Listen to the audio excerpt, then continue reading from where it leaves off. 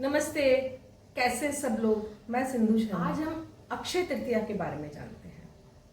भारतीय कैलेंडर के अनुसार वैशाख महीने की शुक्ल पक्ष की तीसरी तिथि, तीसरी डेट को हम अक्षय तृतीया मनाते हैं।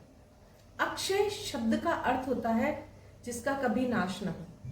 इसी विश्वास के साथ इस दिन बहुत सारा दान कर्म किया जाता है, बहुत सारी चीज़ों में निवेश किया जाता है, मकान इत्यादि खरीदा जाता है, सोना चांदी इत्यादि खरीदा जाता है, इस विश्वास के साथ कि ये कई तरह से फलित होकर व्यक्ति के जीवन में पुनः आएगा।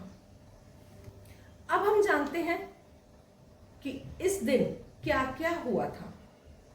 तो इस दिन सबसे पहले भगवान विष्णु के छठे अवतार भगवान परशुराम जी का जन्म हुआ था।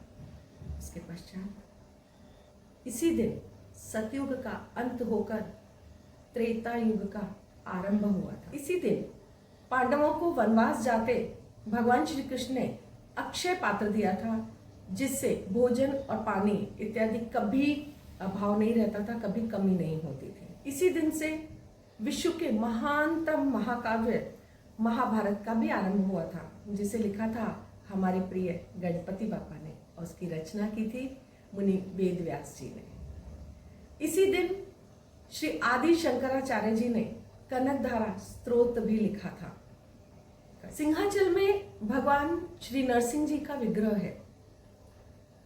वह पूरे वर्ष, संपूर्ण वर्ष उन्हें चंदन में लपेट कर रखा जाता है।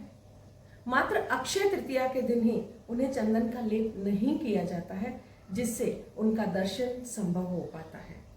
आज ही के दिन वृंदावन में बांके बिहारी जी के मंदिर में भगवान श्री कृष्ण के चरणों का भी दर्शन होता है।